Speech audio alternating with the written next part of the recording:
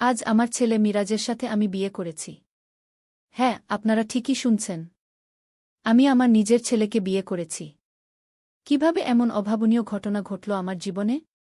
সবকিছু শুরু হয় গত বছরের শেষে। মিরাজের পিতা অর্থাৎ আমার স্বামী বিদেশে দ্বিতীয় বিয়ে করার পর আমাদের ছেড়ে চলে যান। আমি তখন ৪৩, মিরাজ ২৫। আমরা দুজন একা থাকতাম বাড়িতে। একদিন মিরাজ আমার সামনে বসে বলল, আম্মু, তোমার সাথে কিছু কথা আছে গু। আমি ব্যস্ত ছিলাম রান্না। কি রে? আম্মু, আমি তোমাকে বিয়ে করতে চাই। আমি পেঁয়াজ কাটা বন্ধ করে ওর দিকে ফিরে তাকালাম। কি বললি তুই? আমি তোমাকে বিয়ে করতে চাই, আম্মু। আমি জানি এটা অস্বাভাবিক শোনাচ্ছে, কিন্তু আমি আর লুকাতে পারছি না। আমি তোমাকে ভালোবাসি, একজন নারী হিসেবে। আমি ছুরিটা টেবিলে রেখে ওর দিকে তাকালাম। উত্তাপে আমার মুখ লাল হয়ে গেল। এসব কি বলছিস তুই? মা ছেলে কি কখনো এভাবে থাকে? আমরা বাংলাদেশ ছেড়ে অন্য দেশে চলে যাব, আম্মু। আমার কাছে ভালো টাকা আছে। আমরা সেখানে নতুন জীবন শুরু করব। তুমি আমার স্ত্রী হবে, মা নয়।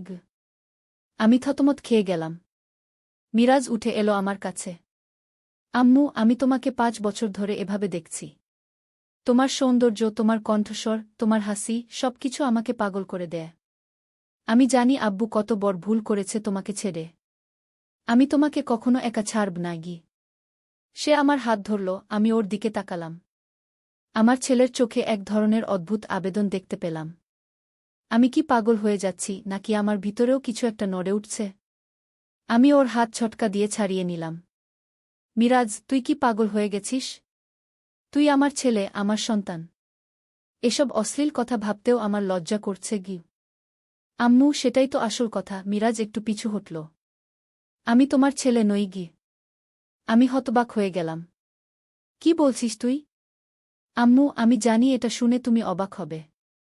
কিন্তু আমি তোমার রক্তের সন্তান নই।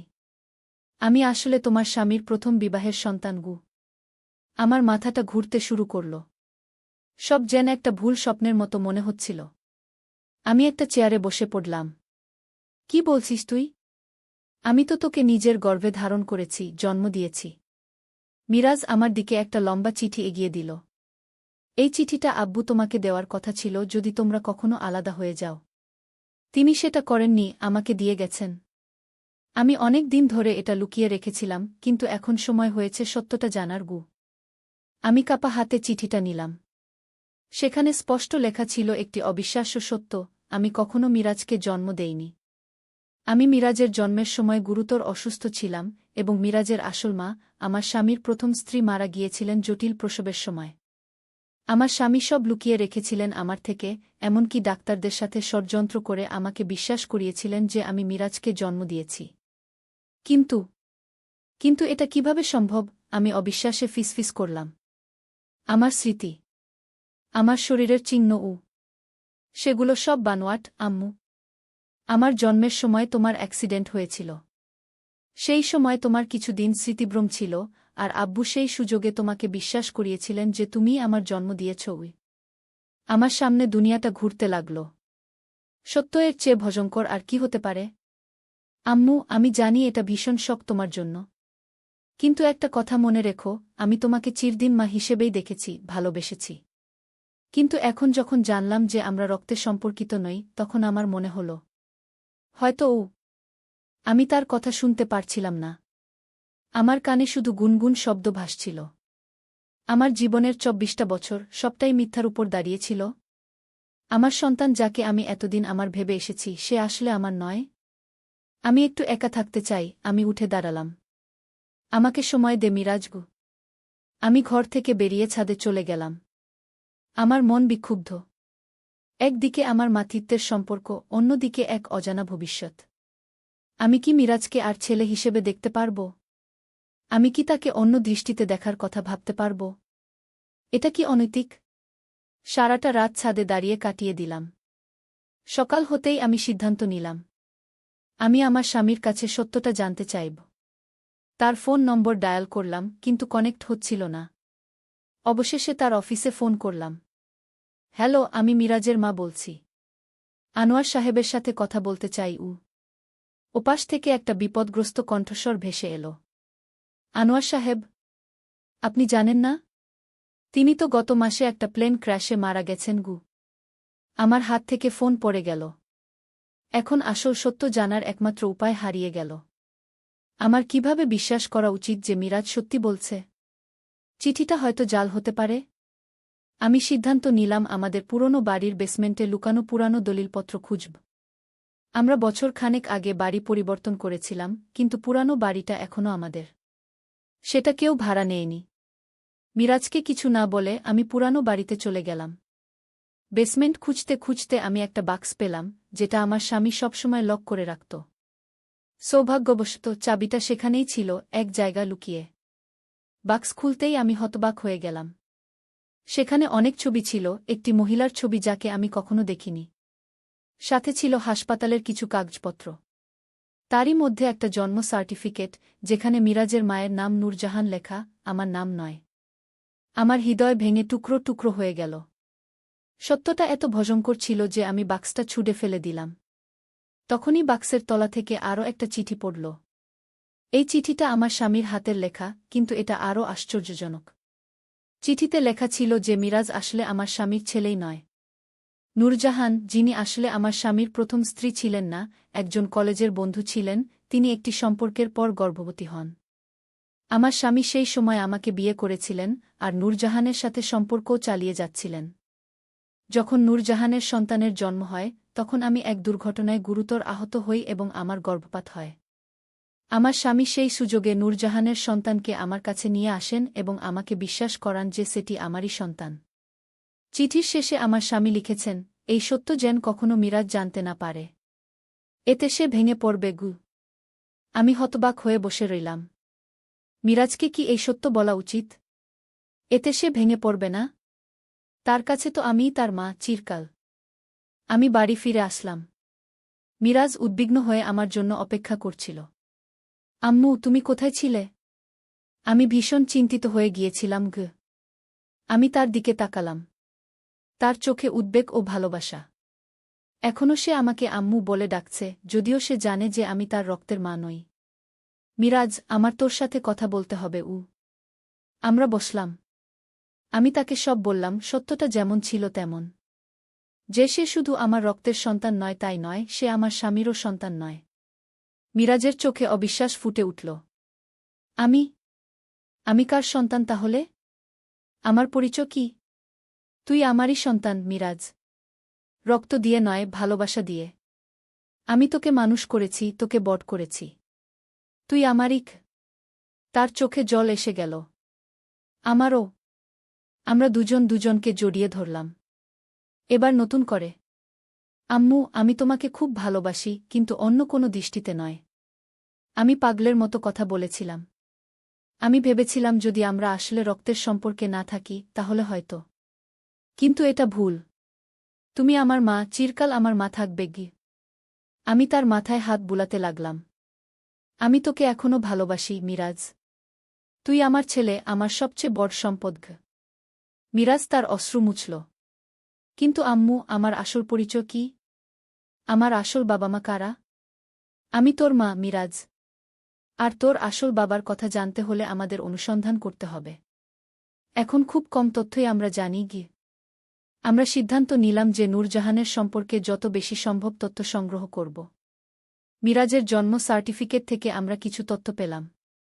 নূরজাহান বেগম, জন্ম 1975, ঠিকানা পূর্ব রামপুরা, ঢাকা। অল্প তথ্য নিয়ে আমরা পূর্ব রামপুরা গেলাম। সেখানে পুরানো লোকজনদের জিজ্ঞেস করে আমরা জানতে পারলাম যে নূরজাহান বেগম নামে একজন মহিলা সেখানে বাস করতেন, কিন্তু তিনি বছর 15 আগে অন্য কোথাও চলে গেছেন। একজন বৃদ্ধ মহিলা আমাদের বললেন, হ্যাঁ, নূরজাহান আমার পাশের বাসায় থাকতেন। খুব ভালো মেয়ে ছিলেন। উনার এক ছেলে ছিল, জন্মের পরেই হারিয়ে গেল। উনি অনেক খুঁজেছেন, কিন্তু পাননি। শেষে উনি বদরগঞ্জে চলে গেছেন উনার এক আত্মীয়ের কাছে গু। মিরাজের চোখ বড় হয়ে গেল। আমি কি সেই হারিয়ে যাওয়া ছেলে? বৃদ্ধা আমাদের দিকে ভালো করে তাকিয়ে বললেন, তোমার চোখ, এই চোখ দেখে মনে হচ্ছে নূরজাহানের ছেলেকেই আমি দেখছি। ঠিক একই চোখ। বদরগঞ্জ যাওয়ার সিদ্ধান্ত নিলাম আমরা। সেখানে পৌঁছাতে দীর্ঘ যাত্রা। রাতে একটা হোটেলে থাকতে হলো। সেই রাতে আমি মিরাজের সাথে গভীর আলোচনায় বসলাম। মিরাজ, তুই যদি তোর আসল মাকে খুঁজে পাস, তাহলে আমাকে ছেড়ে যাবি? মিরাজ আমার হাত চেপে ধরল। কখনোই না, আম্মু। তুমিই আমার আসল মা। তুমিই আমাকে মানুষ করেছ। আমি শুধু জানতে চাই আমার শিক্ট কোথায়, আমার ইতিহাস কী গো। পরদিন আমরা বদরগঞ্জ পৌঁছালাম। অনেক খোঁজাখুঁজির পর আমরা নূরজাহানের আত্মীয়ের বাড়ি খুঁজে পেলাম। একজন মধ্যবয়সী মহিলা দরজা খুললেন। আমরা নূরজাহান বেগমকে খুঁজছি, আমি বললাম। মহিলাটি আমাদের দিকে সন্দেহজনক দৃষ্টিতে তাকালেন। কেন? আপনারা কে? আমার নাম সাবরিনা, আর এ আমার ছেলে মিরাজ। আমরা একটি গুরুত্বপূর্ণ বিষয়ে কথা বলতে চাই। এটা মিরাজের জন্ম সম্পর্কিত। মহিলাটি মিরাজের দিকে তাকালেন, তারপর চমকে উঠলেন। তোমার চোখ এ যে বিলকুল নূরজাহানের মতো। তুমি কি আমি কি নূরজাহানের হারিয়ে যাওয়া ছেলে? মিরাজ জিজ্ঞেস করল। মহিলাটি আমাদের ভেতরে আসতে বললেন। তার নাম ফরিদা, নূরজাহানের খালাতো বোন। নূরজাহান আজ থেকে 2 বছর আগে মারা গেছেন ক্যান্সারে, ফরিদা বললেন। কিন্তু তিনি মৃত্যুর আগে তার হারিয়ে যাওয়া ছেলের কথা প্রায় বলতেন। তিনি বলতেন তার ছেলে একদিন ফিরে আসবে।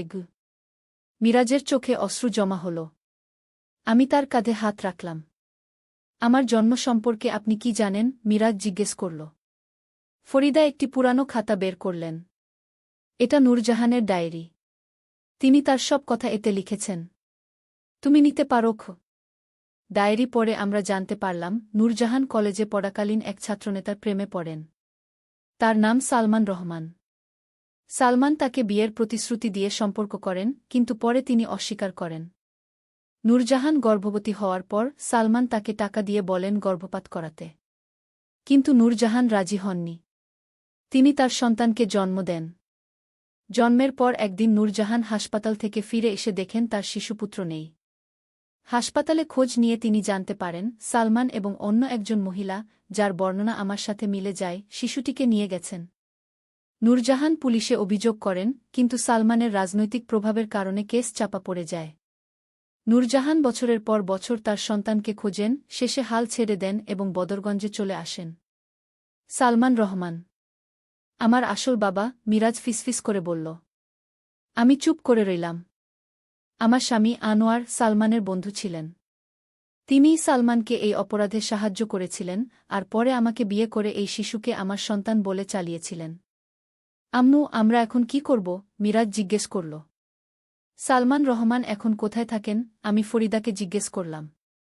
শুনেছি তিনি এখন সিলেটে থাকেন। বড় ব্যবসায়ী হয়েছেন। আমরা সেদিনই সিলেটের উদ্দেশ্যে রওনা দিলাম। ট্রেনে যাত্রা করার সময় আমরা অনেক কথা বললাম। মিরাজ তার জন্মদাতা বাবাকে নিয়ে অনেক প্রশ্ন করল। আমি যতটুকু জানতাম বললাম। আম্মু, তুমি কি কখনো সন্দেহ করেছিলে যে আমি তোমার সন্তান নই? আমি তার হাত ধরলাম। মাঝে মাঝে। তোর জন্মের সময়ের কথা যখন ভাবতাম, অনেক কিছু মনে করতে পারতাম না। কিন্তু আমি ভেবেছিলাম এটা অ্যাক্সিডেন্টের কারণে। সিলেটে পৌঁছে আমরা সালমান রহমানের খোঁজ করতে লাগলাম। তিনি ছিলেন একটি বড় ব্যবসা গ্রুপের মালিক। তার অফিস ছিল শহরের সবচেয়ে বড় ভবনে। অফিসে গিয়ে আমরা জানতে পারলাম তিনি সেদিন অফিসে নেই। তার সেক্রেটারি আমাদের বললেন সালমান স্যার আজ তার জামালপুরের বাগান বাড়িতে আছেন। তিনি এখানে আগামী 3 দিন আসবেন না। আমরা জামালপুরের ঠিকানা নিয়ে সেখানে যাওয়ার সিদ্ধান্ত নিলাম। জামালপুর ছিল সিলেট থেকে বেশ দূরে। আমরা একটি বাস ধরলাম।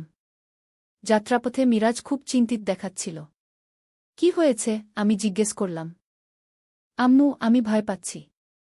যদি সে আমাকে তার ছেলে হিসেবে স্বীকার না করে? যদি সে আমাদের দূর করে দেয়? সেটা গুরুত্বপূর্ণ নয় মিরাজ। তুই আমার ছেলে, সেটাই যথেষ্ট। জামালপুর পৌঁছে আমরা একটি ছোট হোটেলে উঠলাম। পরদিন সকালে আমরা সালমান রহমানের বাগান বাড়ির উদ্দেশ্যে রওনা দিলাম। বাড়িটি ছিল শহর থেকে বেশ দূরে, জমিদার বাড়ির মতো বিশাল। গেটে পৌঁছাতেই একজন গার্ড আমাদের আটকাল। আপনারা কে? কার সাথে দেখা করতে চান? আমরা সালমান রহমানের সাথে দেখা করতে চাই। একটি ব্যক্তিগত ব্যাপারে। গার্ড আমাদের ভেতরে যেতে দিল না। সে ফোন করে কাউকে জানাল। কিছুক্ষণ পর একজন মধ্যবয়সী লোক এসে আমাদের জিজ্ঞেস করলেন, আপনারা কি চান? আমরা সালমান রহমানের সাথে দেখা করতে চাই। আমি সাবরিনা, আর এ আমার ছেলে মিরাজ। এটা ভীষণ জরুরি। লোকটি আমাদের দিকে সন্দেহজনক দৃষ্টিতে তাকালেন। তারপর মিরাজকে দেখে তার মুখের ভাব পাল্টে গেল। তুমি তুমি কার ছেলে? আমি নূরজাহান বেগমের ছেলে, মিরাজ দৃঢ়তার সাথে বলল। লোকটি পাংশু হয়ে গেল। তোমরা ভেতরে এসো। আমরা বাড়ির ভেতরে প্রবেশ করলাম। লোকটি আমাদের একটি বড় বৈঠকখানায় বসতে বললেন। কিছুক্ষণ পর একজন সুন্দর পোশাক পরা ষাটোর্ধ্ব ব্যক্তি প্রবেশ করলেন। তার চেহারা দেখে আমি বুঝতে পারলাম, এই সালমান রহমান। কে আপনারা? কি চান আমার কাছে? তিনি কর্কশ স্বরে জিজ্ঞেস করলেন। মিরাজ উঠে দাঁড়াল। আমি মিরাজ, নূরজাহান বেগমের ছেলে। সালমানের মুখ থেকে রক্ত সরে গেল। কি বলছো তুমি? আমি এগিয়ে গেলাম। আমি সাবরিনা, আনোয়ারের স্ত্রী। আপনি এবং আমার স্বামী মিলে যে অপরাধ করেছিলেন তার পরিণতি দেখতে এসেছি। সালমান আমাদের দিকে স্থির দৃষ্টিতে তাকিয়ে রইলেন কয়েক মুহূর্ত। তারপর নিজেকে সামলে নিয়ে বললেন, আমি জানি না তোমরা কি বলছ। তোমরা যাও এখান থেকে, নইলে পুলিশ ডাকব। মিরাজ এবার নূরজাহানের ডায়েরি বের করল। এই ডায়েরিতে সব লেখা আছে। কিভাবে আপনি নূরজাহানকে প্রতারণা করেছিলেন, কিভাবে তার সন্তানকে চুরি করেছিলেন। সালমান ডায়েরিটা দেখে চমকে উঠলেন। ওটা আমাকে দাও। না, মিরাজ পিছিয়ে গেল। আমি এর প্রতিটি পাতা পড়েছি। আমি জানি আপনি কে আর আপনি কি করেছেন। সালমান হঠাৎ ভেঙে পড়লেন। আমি ভুল করেছিলাম। আমি ভয় পেয়েছিলাম। আমার ক্যারিয়ার, আমার ভবিষ্যৎ সব নষ্ট হয়ে যেত। আর আমার জীবন? মিরাজ জিজ্ঞেস করল। আপনি আমার জীবন সম্পর্কে ভেবেছিলেন? সালমান চেয়ারে বসে পড়লেন। আমি জানতাম যে আনোয়ার তোমাকে ভালো রাখবে। সে আমার বিশ্বস্ত বন্ধু ছিল। সে আমাকে ছলনা করেছে, আমি বললাম। সে আমাকে বলেছিল যে মিরাজ আমার সন্তান। আমি তাকে আমার সন্তান হিসেবে বট করেছি। সালমান আমার দিকে তাকালেন। তার চোখে অপরাধবোধ। আমি দুঃখিত সাবরিনা। আমি জানি এটা ক্ষমার যোগ্য নয়।